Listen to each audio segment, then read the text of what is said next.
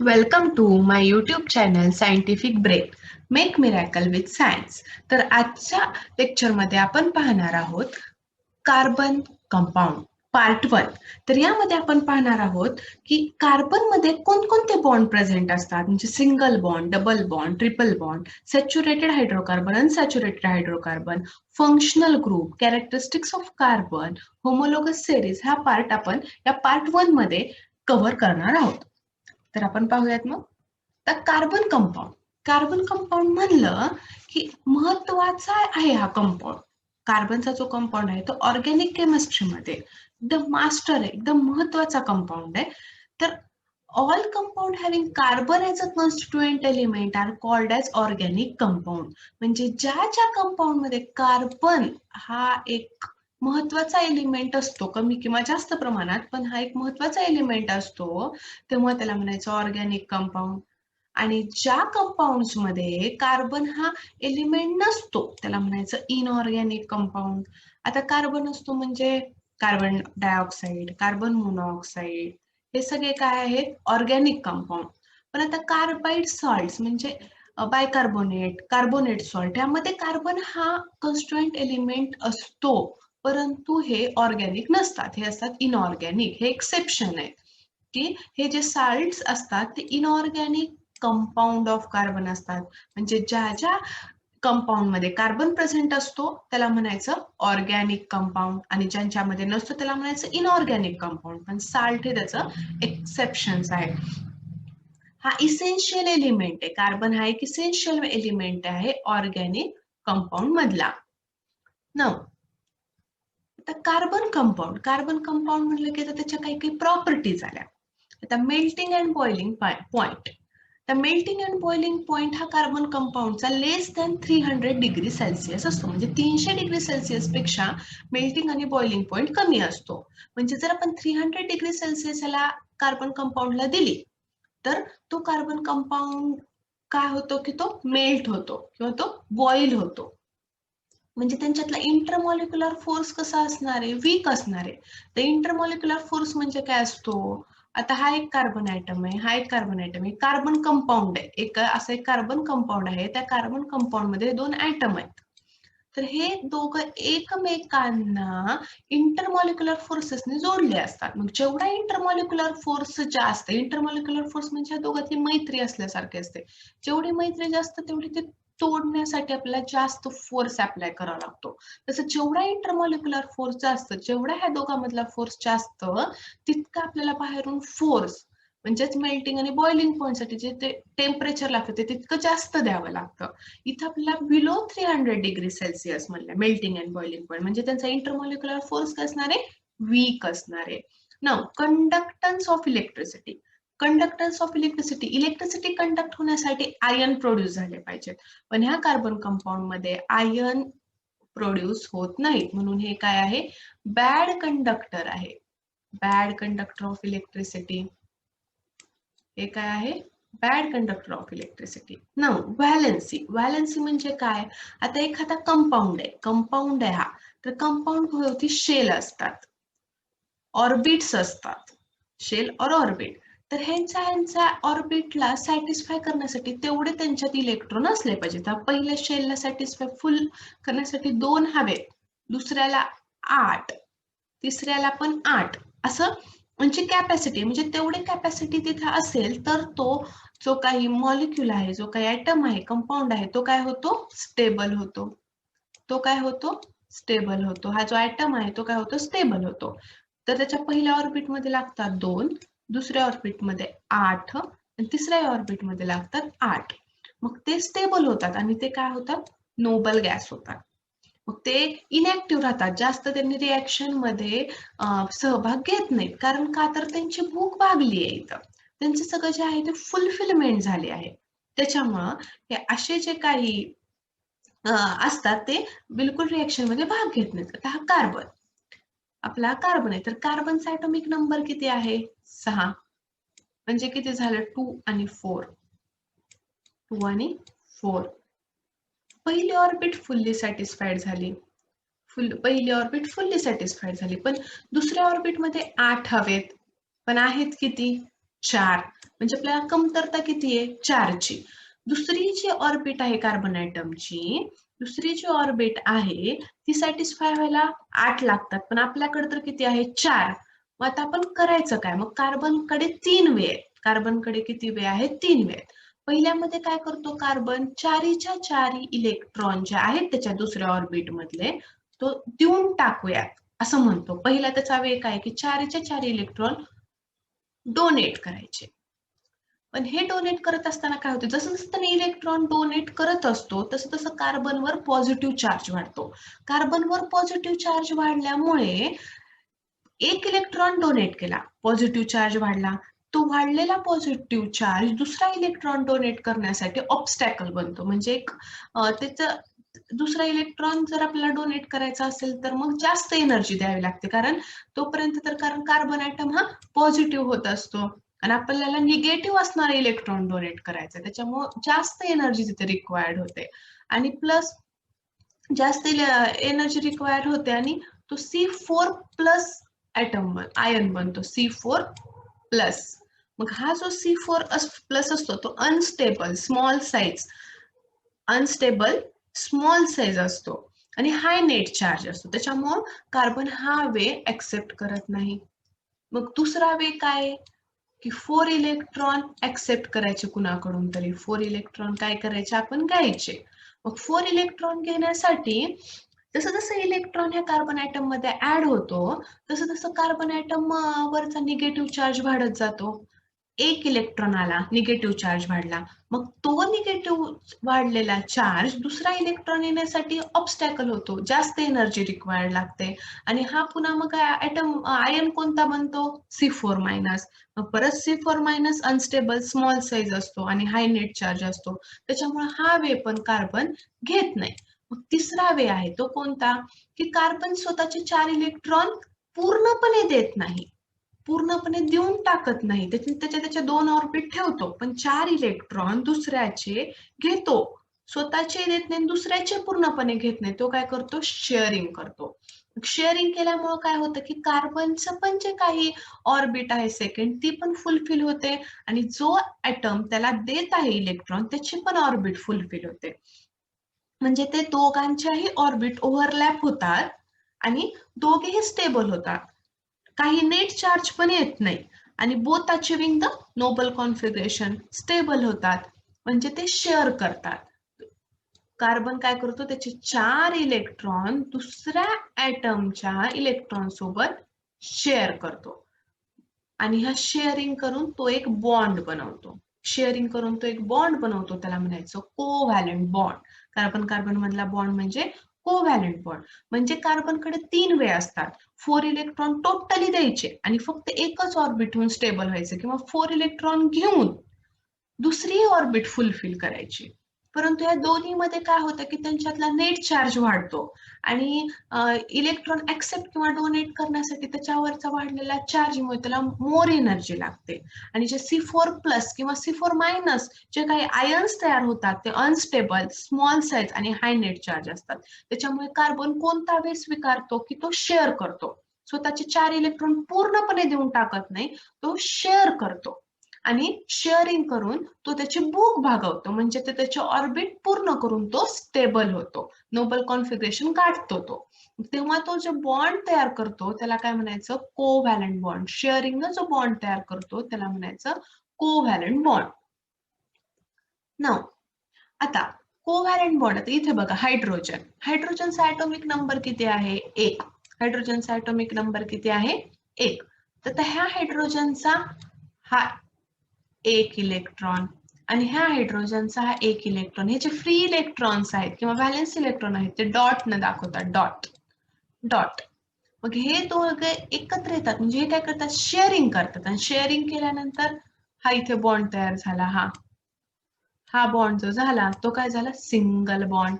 आता हे जे आपला ॲटम आहे तर ते आपण सर्कल करूनही दाखवू शकतो किंवा आपण ते सिम्बॉल लिहून तिथं आपण व्हॅलेन्स इलेक्ट्रॉन दाखवू शकतो आणि हे जे लाईन जॉईनिंग दिस 2 व्हॅलेन्स इलेक्ट्रॉन जे आहे ते काय आहे, सिंगल बॉन्ड झाला. आता ऑक्सिजन, ऑक्सिजनचा काय आहे ॲटॉमिक नंबर, 8 म्हणजे 2 आणि 6. म्हणजे दुसरी ऑर्बिट कितीला भरती आपली, इथं 8 हवेत पण इथं तर आहेत 6, आपल्याला कमतरता आहे दोघांची. मग ऑक्सिजन काय करतो, दुसऱ्या ऑक्सिजन सोबत 2 इलेक्ट्रॉन, व्हॅलेन्स इलेक्ट्रॉन काय करतो, शेअर करतो. हे 2 शेअर केला आणि इथं काय झाला, डबल बॉन्ड झाला. शेअरिंग केली आणि काय झाला, डबल बॉन्ड झाला. म्हणजे हा सिंगल कोव्हॅलंट बॉन्ड झाला, हा काय झाला, डबल झाला. आता नायट्रोजन, नायट्रोजन मध्ये कसं आहे, नायट्रोजनचं कसं आहे, 7 आहे ॲटॉमिक नंबर, म्हणजे किती आला, 2 आणि 5. मग त्याला लास्ट ऑर्बिट मध्ये 8 पाहिजे, तिथे किती कमी पडायले, 3. मग तो काय करतो, दुसऱ्या सोबत हे 3 जे आहेत हे 7, बघा 1 2 3 4 5, म्हणजे हे 2, हे 2 आणि हे 3. मग हे जे 3 आहेत हे त्यानं काय करतो, पहिल्या ऑर्बिट मध्ये 2, दुसऱ्या ऑर्बिट मध्ये 5 असतात इलेक्ट्रॉन, दुसऱ्या ऑर्बिट मध्ये असतात 5 इलेक्ट्रॉन. मग ते त्याला कितीची गरज आहे, 3ची. ते आपले 3 इलेक्ट्रॉन दुसऱ्या नायट्रोजनच्या इलेक्ट्रॉन सोबत काय करतो, शेअर करतो, शेअर. नाव मग काय झालं, हा ट्रिपल बॉन्ड झाला. म्हणजे नायट्रोजनचा काय आहे, ट्रिपल बॉन्ड. म्हणजे आपण काय बघितलं बघा, सिंगल बॉन्ड, डबल बॉन्ड आणि ट्रिपल बॉन्ड. म्हणजे कार्बन कंपाऊंड कसे बॉन्ड तयार करतात, सिंगल, डबल आणि ट्रिपल. नाव आता CH4, CH4 हा स्मॉलेस्ट हायड्रोकार्बन आहे. तर ते बघा इथं कसं तयार झालाय, कार्बनची व्हॅलेन्सी, कार्बनचं टेट्रा व्हॅलेन्सी, म्हणजे कार्बनला 4 व्हॅलेन्स इलेक्ट्रॉन आहेत. मग ते त्याला हे 4 आहेत त्याचे, त्याला हे करायचे शेअर. मग त्यानं काय करणार, आणि हायड्रोजनला पण एकच आहे, हायड्रोजनला करायचे शेअर आणि त्याला फुलफिल करायचंय, त्याला पण स्टेबल व्हायचंय, कार्बनला पण स्टेबल व्हायचंय. मग हायड्रोजन आणि कार्बन, कार्बनचा एक व्हॅलेन्स इलेक्ट्रॉन हायड्रोजनच्या एका व्हॅलेन्स इलेक्ट्रॉन सोबत शेअर होणार. दुसरा व्हॅलेन्स इलेक्ट्रॉन हायड्रोजनच्या कार्बनच्या दुसऱ्या व्हॅलेन्स इलेक्ट्रॉन सोबत होणार. असं करत करत 4 हायड्रोजन ॲटम कार्बनची 4च्या 4ही व्हॅलेन्स इलेक्ट्रॉन सोबत शेअर होणार आणि मग काय बनणार आपला CH4. त्याचंच नाव काय आहे, मिथेन. 1 कार्बन प्रेझेंट आहे आणि 4 हायड्रोजन प्रेझेंट आहेत. म्हणजे 4 हायड्रोजननी कार्बनची व्हॅलेन्सी कंप्लीट केली. कारण हायड्रोजनला पण एक व्हॅलेन्स इलेक्ट्रॉन आहे, एक असे 4 हायड्रोजन, 4 व्हॅलेन्स इलेक्ट्रॉन आणि कार्बनचे 4 असे मिळून काय झालं, कार्बनची व्हॅलेन्सी फुलफिल झाली आणि हा जो कंपाऊंड तयार झाला तो आहे CH4. तर हा काय आहे, मिथेन, स्मॉलेस्ट हायड्रोकार्बन मिथेन. हा ह्याच्यात काय आहेत, सगळे सिंगल बॉन्ड प्रेझेंट आहेत, सिंगल बॉन्ड प्रेझेंट आहेत. नाव कार्बन अ वर्साटाईल एलिमेंट, कार्बन अ वर्साटाईल एलिमेंट. वर्साटाईल म्हणजे मराठीत काय, अष्टपैलू. त्याला का अष्टपैलू म्हणलंय, कार्बन काय करतो, व्हॅलेन्स इलेक्ट्रॉन शेअर करतो आणि कोव्हॅलंट बॉन्ड तयार करतो. आणि कार्बन जे काही कंपाऊंड्स आहेत ते फार आहेत, एक्स्ट्रीमली लार्ज आहेत. आपली पूर्ण बॉडी ही कार्बनची बनलेली आहे. तो एक किंग आहे किंगडमचा, एंटायर लिव्हिंग किंगडम जे आहे त्याचा तो किंग आहे. कारण भरपूर एंटायर लिव्हिंग किंगडम मधल्या गोष्टी ह्या कुणापासून बनलेल्या आहेत, कार्बन पासून. कार्बनचे ॲटम कार्बनचे ॲटम एकत्र येऊन भरपूर वेगवेगळे आणि large number of extremely big molecule तयार होतात. त्याच्यामुळे कार्बनला काय म्हणलं आहे, व्हर्साटाईल एलिमेंट म्हणलं आहे. कार्बनला काय म्हणलं आहे, व्हर्साटाईल एलिमेंट म्हणलं आहे ना. आता ह्या कार्बनच्या कॅरेक्टरिस्टिक्स काय आहेत, तर कॅरेक्टरिस्टिक्स ऑफ कार्बन. तर कॅरेक्टरिस्टिक्स पाहताना आता पहिली कॅरेक्टरिस्टिक्स आहे कॅटेनेशन पॉवर. म्हणजे काय की carbon carbon bond, carbon carbon atom जर एकत्र आले तर ते कोव्हॅलंट बॉन्ड तयार करतात आणि हा बॉन्ड कसा असतो, स्ट्रॉंग असतो, स्ट्रॉंग कोव्हॅलंट बॉन्ड करतात आणि त्याच्यामुळं मोठे मोठे कार्बनचे बिग मॉलिक्यूल फॉर्म होतात, त्याला म्हणतात कॅटेनेशन पॉवर. आता कार्बनचे ओपन चेन क्लोज्ड चेन मध्ये, ओपन चेन क्लोज्ड चेन असे वेगवेगळ्या प्रकारचे मोठमोठे मॉलिक्यूल तयार होतात हे कॅटेनेशन पॉवरमुळे. परत कार्बन ॲटम सिंगल आणि मल्टिपल बॉन्ड तयार करतो, म्हणजे single bond, double bond, triple bond. त्याच्यामुळं पण त्याच्या मॉलिक्युल्सची जे काही होणारी संख्या आहे, त्याच्या कंपाऊंड्सची जी संख्या आहे ती वाढते आणि एक्स्ट्रीमली लार्ज मॉलिक्यूल तयार होतात. परत कार्बनची व्हॅलन्सी आहे 4, त्याच्यामुळे त्याचं काय आहे, टेट्राव्हॅलंट नेचर आहे. मग हे कार्बनची व्हॅलन्सी 4 आहे, म्हणजे 4 ठिकाणी त्याला चॉईस आहे की त्यानं कुणाकुणासोबत शेअर करू शकतो त्याचे इलेक्ट्रॉन. मग तो कधी हायड्रोजन सोबत करतो एक, दुसरा क्लोरीन सोबत केला, पुन्हा तिसरा हायड्रोजन सोबत केला, चौथा क्लोरीन सोबत केला. मग त्यांनी 4 व्हॅलन्सी असल्यामुळे त्यांनी त्याचे जे 4 व्हॅलन्स इलेक्ट्रॉन वेगवेगळ्या ऍटमच्या व्हॅलन्स इलेक्ट्रॉन सोबत शेअर करू शकतो. त्याच्यामुळे पण कार्बनचे मेनी कंपाऊंड तयार होतात.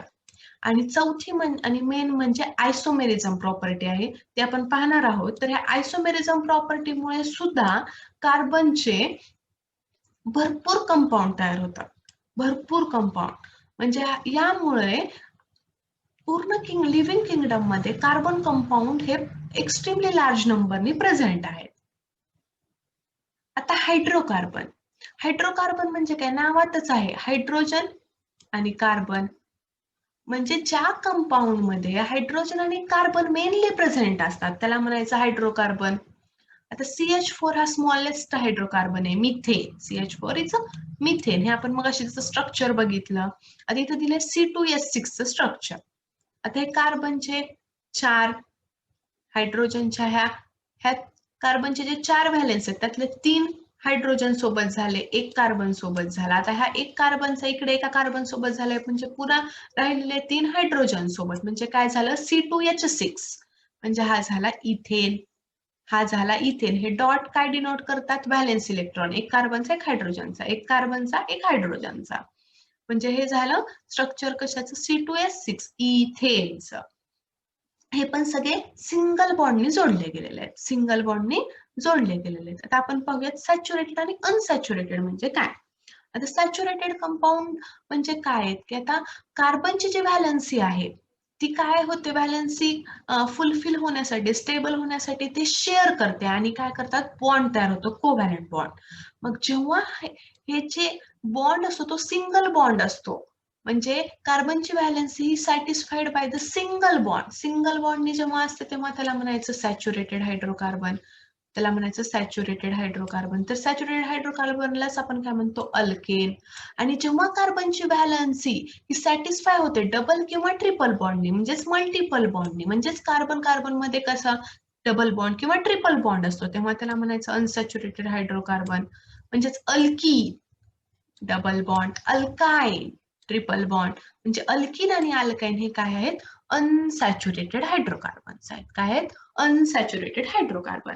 आता कार्बन कंपाऊंड मध्ये कसे 3 प्रकारचे, सिंगल बॉन्ड, सिंगल बॉन्ड म्हणजे alkane, double bond alkene, triple bond alkyne.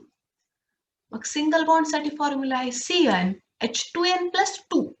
at n starting from 1.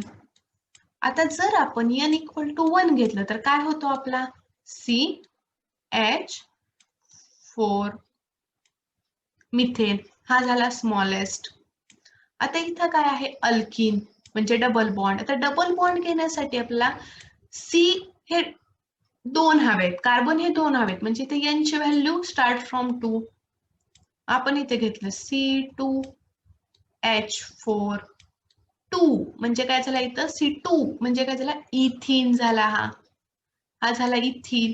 इथं अल्काइन ट्रिपल बॉन्ड, इथं ही n 2 पासून चालू होणार, n ची व्हॅल्यू 2 पासून चालू होणार. का, कारण इथे डबल आणि ट्रिपल बॉन्ड हे कार्बन कार्बन मध्ये पाहिजेत. मग एका कार्बन मध्ये होऊ शकतात का, नाही, त्यासाठी आपल्याला 2 कार्बन लागतात. म्हणून अल्किन आणि अल्काइन n इक्वल टू 2 पासून चालू होतात. तर इथं काय येणार मग आपला, ह्याचा फॉर्म्युला काय आहे, CnH2n-2. CnH2n-2 म्हणजे इथे येणार C2 आणि H2. इथाइन, इथिलीन, इथिलीन येणार. इथे काय येणार, ETHYNE, इथिलीन, इथिलीन येणार. इथिन, C2 H2 हे झाले कार्बन कंपाऊंड.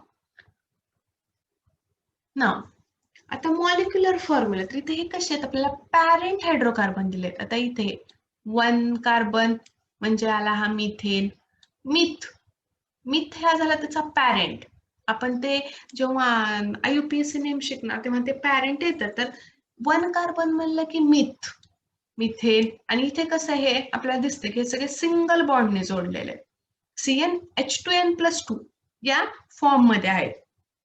म्हणजे हे सगळे सिंगल बॉन्डने जोडले आहेत. म्हणजे त्यांच्या लास्टला काय येणार आहे, ए आणि येणार आहे. मग 1 कार्बन असेल तर मिथेन, 2 कार्बन असेल तर इथेन, 3 कार्बन असेल तर प्रोपेन, 4 कार्बन असेल तर ब्युटेन, 5 कार्बन असेल तर पेंटेन, 6 कार्बन असेल तर हेक्सेन, 7 कार्बन असेल तर हेप्टेन, 8 कार्बन असेल तर ऑक्टेन, 9 कार्बन असेल तर नोनेन आणि 10 कार्बन असेल तर डिकेन. म्हणजे ह्यामध्ये meth, eth, prop, but, pent, hex, hept, oct, non आणि डेक हे त्याचे पॅरेंट आहेत. म्हणजे आपल्याला लक्षात आलं पाहिजे 4 कार्बन म्हणलं की लगे ब्यूट, आणि इथे हे कसे सगळे सिंगल बॉन्डने जोडलेत म्हणजे हे अल्केन आहेत, ए आणि म्हणून ब्युटेन, म्हणून आला हा butane. Now straight chain, branched chain and ring of a carbon atom. आता स्ट्रेट चेन म्हणजे इथे कसं आहे, की कार्बन कार्बनची स्ट्रेट चेन असणार आहे, कुठं मध्येच त्याची ब्रांच नसणार आहे.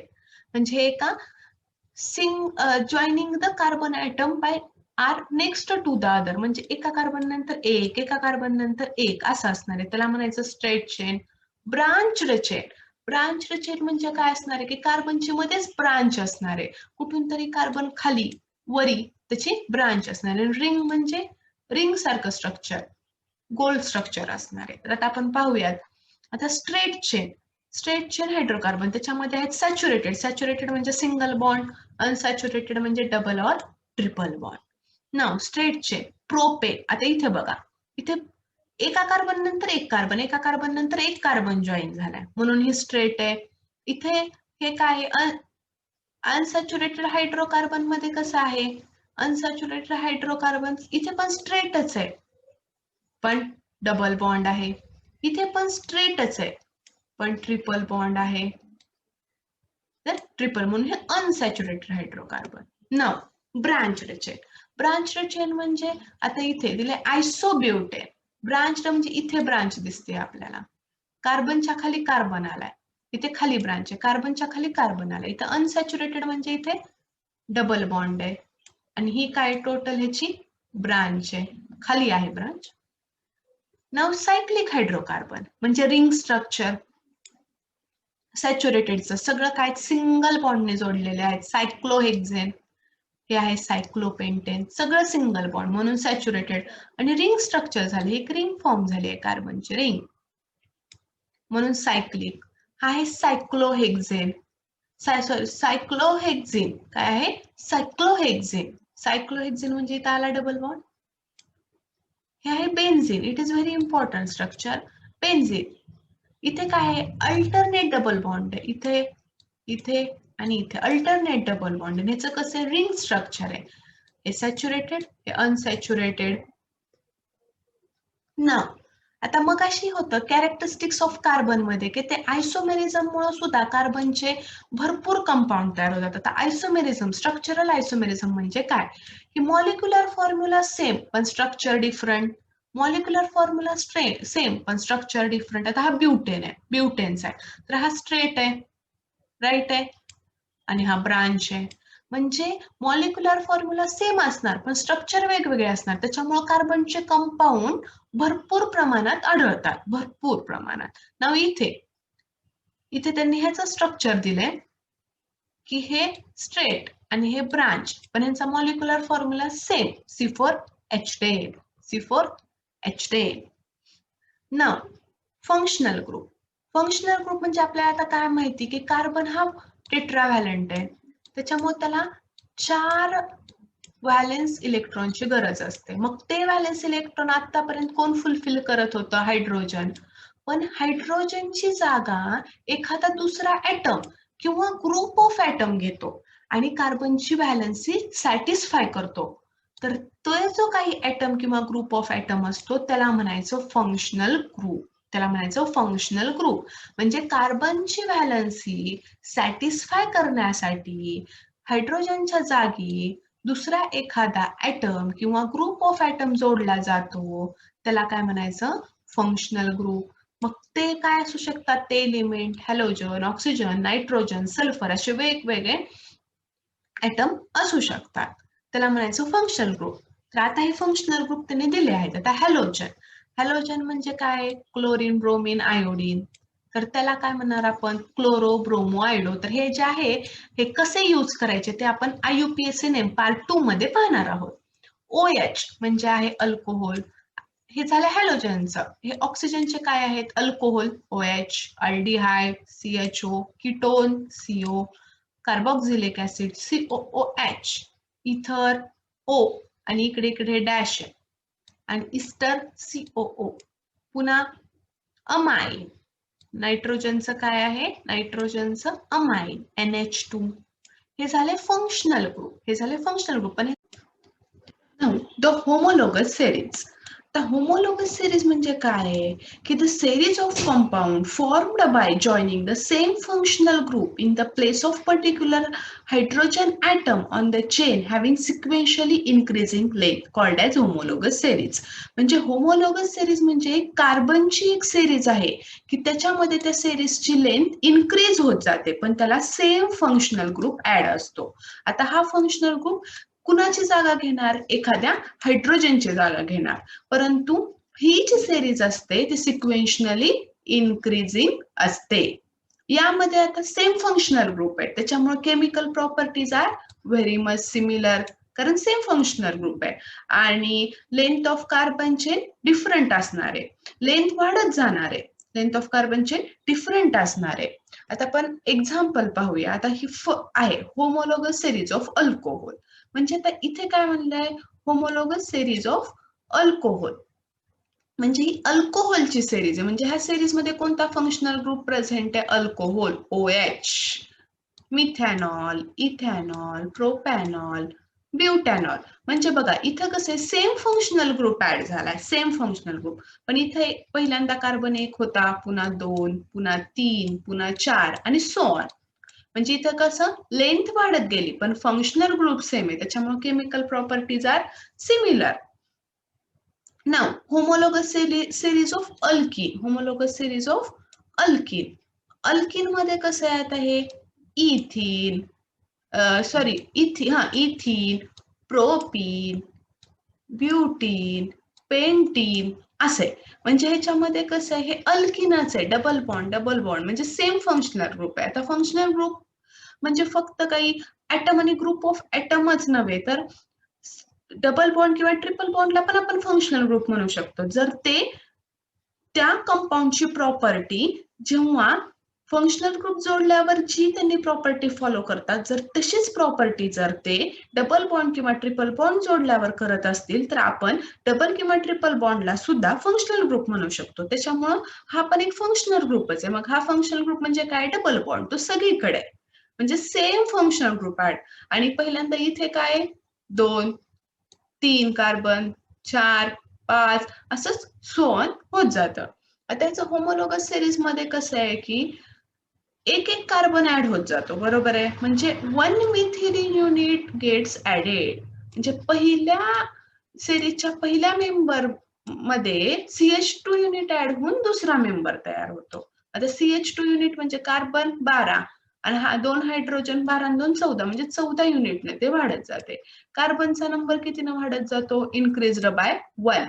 आणि केमिकल प्रॉपर्टी का सेम आहे होमोलॉगस सेरीजची? कारण सेम फंक्शनल ग्रुप ऍड आहे. कारण सेम फंक्शनल ग्रुप ऍड आहे. आणि all the member of homologous series can be represented the same general molecular formula. Molecular formula same आहे पण इथे काय होतंय कार्बन वाढत जाते एक एक कार्बन आणि तो किती CH2 युनिट म्हणजे 14 युनिटनं वाढत जातोय. अशा प्रकारे हा कार्बन कंपाऊंडचा पार्ट 1 इथेच संपला.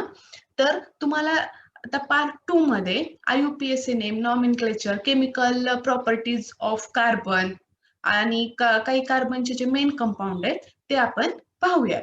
तर तुम्ही या व्हिडिओला लाईक सबस्क्राईब करा आणि पार्ट 2 मध्ये आपण पुढचं जे राहिलं आहे ते सगळं कव्हर करूयात. Thank you.